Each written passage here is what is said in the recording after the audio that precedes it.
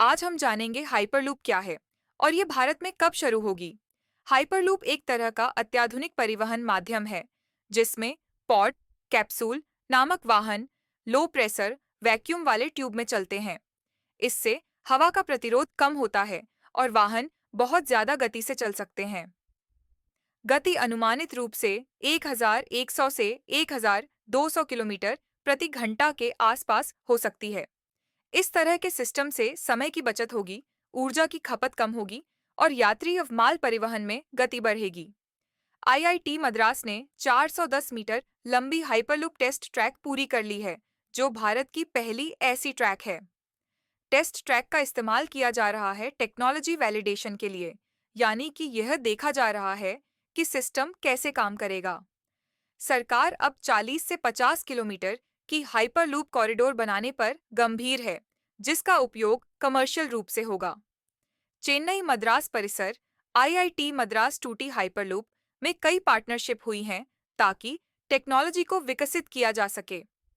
Integral coach factory ICF Chennai electronics और modules तैयार करने की जिम्मेदारी ले रहा है। महाराष्ट्र सरकार ने JNPT, Jawaharlal Nehru port trust और भविष्य में बनने वाले वधावन पोर्ट को जोड़ने के लिए हाइपरलूप के जरिए माल का परिवहन करने की योजना पुनर्जीवित की है। ये योजनाएं सुचारू रूप से काम करें तो भारत में हाइपरलूप के जरिए कुछ महत्वपूर्ण हायर गति वाले इंटरसिटी या पोर्ट फ्रेट कॉरिडोर अगले 5 से 10 वर्षों में शुरू हो सकते हैं। वर्तमान में जो 40 से 50 किलोमीटर कॉरिडोर की योजना है, वह पहला कमर्शियल मॉडल हो सकता है। ये योजनाएं सुचारू रूप से काम करें तो भारत में हाइपरलूप के जरिए कुछ महत्वपूर्ण हायर गति वाले इंटरसिटी या पोर्ट फ्रेट कॉरिडोर अगले 5 से 10 वर्षों में शुरू हो सकते हैं। वर्तमान में जो 40 से 50 किलोमीटर कॉरिडोर की योजना है, वह पहला कमर्शियल मॉडल हो सकता है। जानते हैं हाइपरलूप के मुख्य फायदे। यात्रा का समय बहुत घटेगा, जैसे मुंबई पुणे 25 मिनट, ऊर्जा सक्षम और पर्यावरण के अनुकूल, ट्रैफिक और प्रदूषण में कमी। चुनौतियां क्या होगी?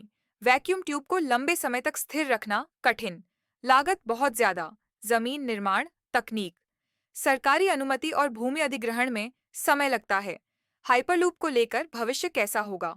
अगले 5 से 10 सालों में भारत में पहला हाइपरलूप कॉरिडोर लगभग 40 से 50 किलोमीटर शुरू होने की उम्मीद।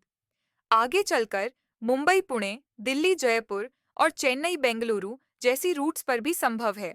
तो दोस्तों, ये जानकारी आपको कैसी लगी? कमेंट्स में बताओ और चैनल को सब्सक्राइब भी करो। अपना ख्याल रखना।